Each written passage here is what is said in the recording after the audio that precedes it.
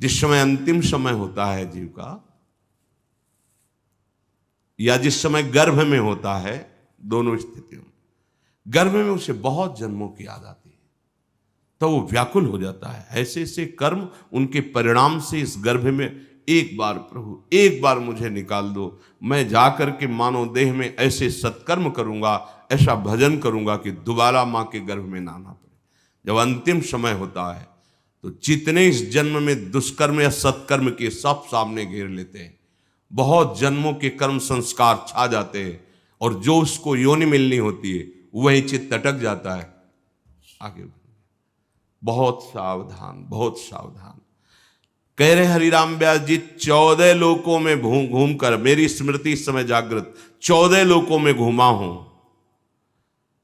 हर जगह सुख भोग की लालसा में हरि का विस्मरण ही होता रहा। हरि का स्मरण कब होता है अखंड? जब लौकिक सुखों की, भोगों की चाह खत्म हो जाती है। होगी कैसे? भगवान नाम जप से। हरि का विस्मरण कब होता है? जब किसी भी भोग में महत्व करके भोग रहे होगे, उस समय हरि, और अगर हरि स्मरण है तो उसमें सुख नहीं मिल सकता, क्योंकि सत्य प्रकाश तुम्हारे साथ है। इसीलिए बड़े भाग्यशाली जन हैं जो रात दिन नाम का पहरा बैठा लिए हैं। रात दिन नाम, उठे बैठे चले फिरे खाए पिए सब क्रियाएं हो रही, पर भगवत स्मरण परायण, बड़े महत भाग्यशाली। ये जो लोग कहते हैं ना, अरे नाम में रुचि नहीं हो रही, नाम चल नहीं रहा, भाई सिद्ध तो नहीं हो गए ना। रुचि तो भोगों में है, अब नाम अरुचि पैदा करेगा भोगों में, फिर नाम में जब रुचि आएगी तो नामी का रूप झलकेगा। धैर्य पूर्वक जपिए। 14 भुवनों में घूम आया, इसी स्वार्थ ने सुख भोग की लालसा ने हरि विस्मरण कराया। हरि विसरायो। करोड़ों ऐसे अपराध किए जन्म जन्मांतरों में, जिन्हें ब्रह्म हत्या कहते हैं, पंच महापाप कहे गए हैं। कैसी बुद्धि मलिन हो गई है कि इन पंच महापापों को हम मनोरंजन समझते हैं, सुख का साधन समझते हैं। मदिरा पीना, पर स्त्री गमन करना, द्वित कीड़ा, हिंसा, स्वर्ण चोरी, ये 5 महापाप कहे। बोले हम तो हिंसा नहीं करते, अगर मांस खाते हो तो हिंसक ही हो, वही दंड मिलेगा जो हिंसा करने वाले को मिला है। वैसे जैसे कोई गौ हत्या करता है और आप मांस खाते हैं, तो बिल्कुल वही हत्या आपको प्रताड़ित करेगी, आपको जलाएगी, आपका नाश करेगी। कोटि गाय ब्राह्मण मारे को ताप पाप उपजायो। ब्रह्म हत्या जैसा पाप लगता है। देखो कैसी मलिनता है। इसको हम आनंद समझते हैं, मनोरंजन समझते हैं। यह है भारी विपत्ति संपत्ति की। बहुत बहुत सावधान। यह ऐसा धुआं उठा है कलिकाल का, मलिनता का, कि पापाचरण में रति है। जैसे निष्ठावान धर्मात्मा पुरुष धर्म से विचलित नहीं हो सकता, ऐसे ही हम अधर्म निष्ठा वाले बन रहे हैं। स्वागत में तो मदिरा ही प्रधान हो रही। कैसा कैसा बुद्धि काम नहीं कर रही। कैसे मंगल होगा, कैसे सुख होगा, जिसे शास्त्र के रचयिता भगवान स्वयं श्री कृष्ण द्वैपायन व्यास देव जी वो कह रहे हैं। ये पंच महापाप है, ये ब्रह्म हत्या के समान है। कैसा कैसा मनोरंजन। मित्र मिले, क्या स्वागत में मदिरा रखी जाए, और बहुत भाई धनी है, ऐश्वर्यवान, तो मांस भक्षण और व्यभिचार, मनोरंजन के लिए द्वैत कीड़ा, दूसरों का धन अपहरण करना, हिंसा करना स्वभाव। क्या हो रहा है? बोले पाप ताप उपजायो, भारी ताप। कल जो है किसी को पूरी चमड़ी सड़ रही है, पूरी चमड़ी, चिल्ला रहे, पूरी चमड़ी उधेल रही, खून रक्त ऐसे मक्खियां भिन भिना रही। क्या हुआ? कर्म बिगड़ गया, मानव देह मिली, जीना मुश्किल है, प्रतिपल आह, अब जब तक जिए तब तक वो चीखता रहेगा। अर्थ नहीं है औषधि के लिए, कोई पास नहीं जा रहा है। कैसे आप समझो, जब कर्म अपना दंड देना प्रारंभ करेगा तो कोई तुम्हारी रक्षा नहीं कर पाएगा। बात समझो। हरिराम व्यास जी कह रहे हैं, कोटि गाय ब्राह्मण मारे को ताप पाप उपजायो। आप देश विदेश घूम रहे, आप मांस भक्षण कर रहे हैं, क्या आपको ये जानकारी है कि विधर्मियों ने तलवार की नोक पर उसको पवाने की चेष्टा करते थे तो गर्दन कटवा लेते थे जन, पर उसको कभी जवान पे नहीं रखा, ऐसे चीर दिए गए, स्वीकार कर लिया, पर उन्होंने उसको रख। आज तुम पैसे देके खाते हो, तुम जानकारी करते हो कि जो तुम देश विदेश से घूम रहे हो, गर्दन उतरवाना स्वीकार कर लिया पर चखा नहीं।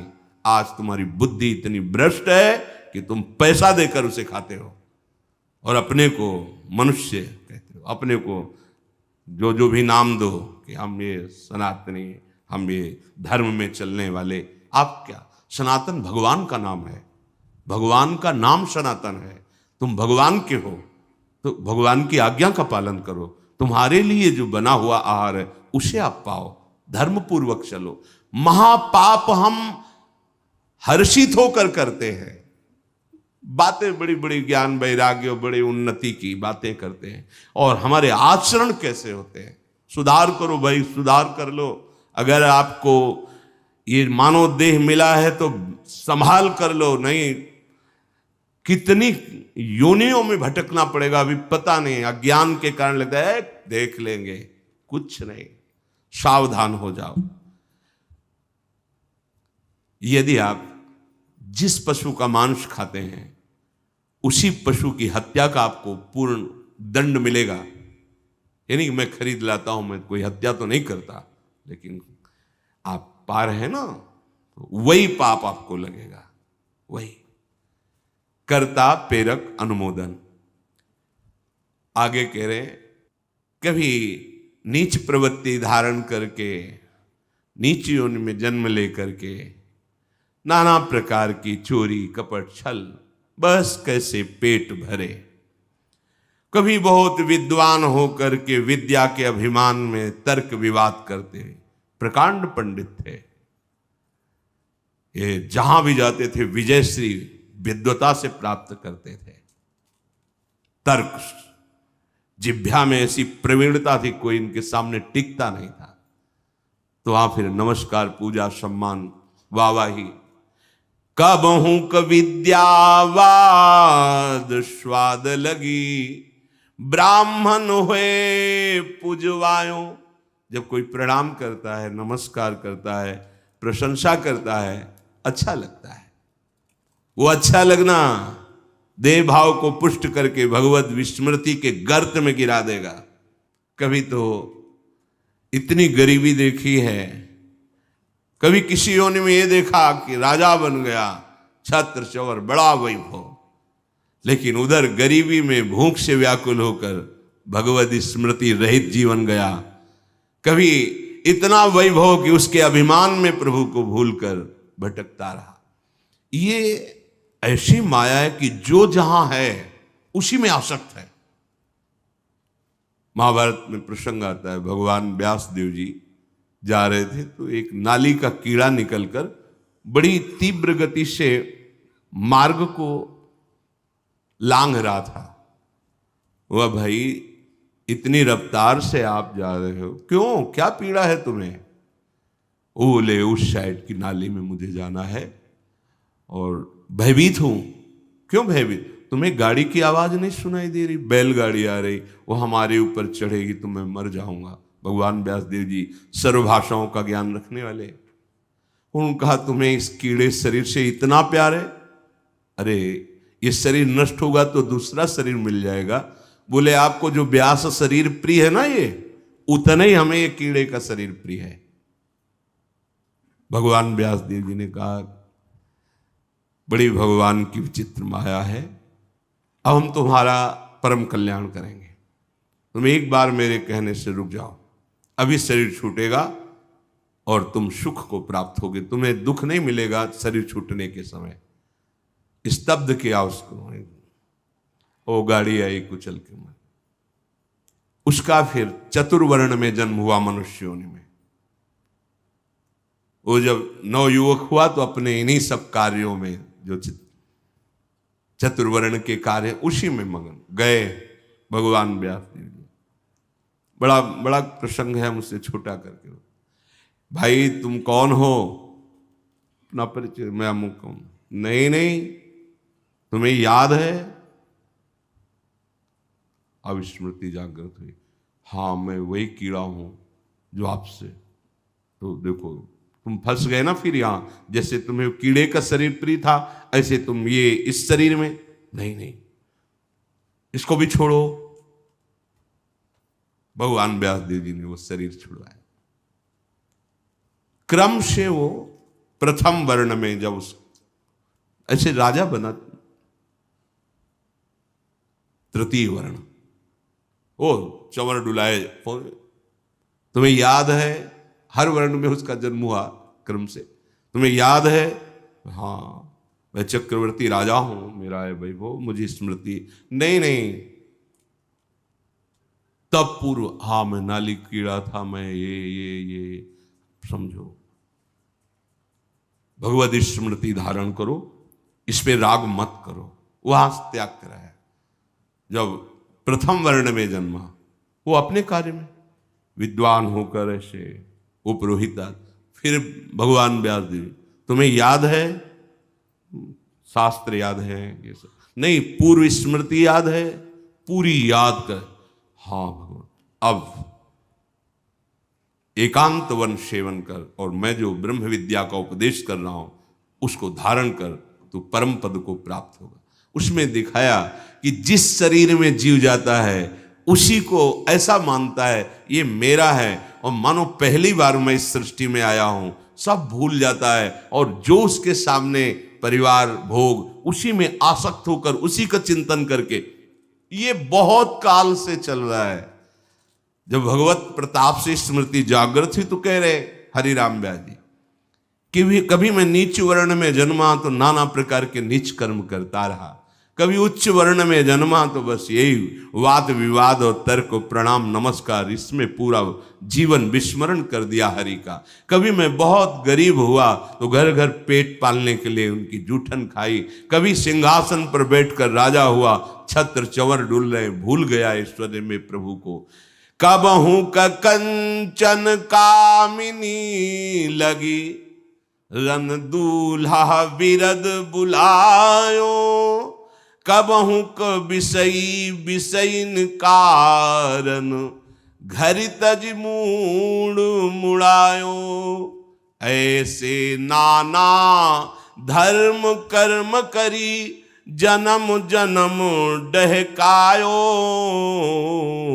अब कै रसिक अनन्य निव्यास ही, राधा रमण दिखायो। कभी कंचन में आसक्त, कभी कामी में आसक्त, बड़ी दुर्दशा हुई। हर जगह विनाश को प्राप्त होता रहा। कभी विषयों का संग करके विषय भोग को ही सुख समझा, कभी बहुत अपमानित हुआ, बहुत दुखित हुआ तो एक मार्ग दिखाई दिया कि ये सारी सुख सुविधाएं संत बनने में हैं। तो नारी मुई घर संपत्ति नासी, और मूड मुड़ाए भय सन्यासी। तो बोले घर तज मूड मुड़ाए, लक्ष्य भगवत प्राप्ति नहीं है, धोखा, अपने साथ बहुत बड़ा धोखा, आडंबर नाटक नहीं, दम्भ पाखंड का मार्ग नहीं, सत्य का मार्ग है। हमसे चूक हो जाए तो सुधारना है, लेकिन हमारा लक्ष्य है सत्य मार्ग। अगर लक्ष्य सत्य मार्ग नहीं और यह है कि बढ़िया खाने को मिलेगा, कपड़ा मिलेगा, प्रणाम नमस्कार भेंट, बहुत बुरी दशा है, बहुत बुरी दशा है। आप अपने धर्म से गए, गृहस्थ धर्म का आचरण त्याग कर दिया और व्यक्त धर्म को स्वीकार नहीं किया, तो ऐसे न वैसे रहे मजरेढ़ो,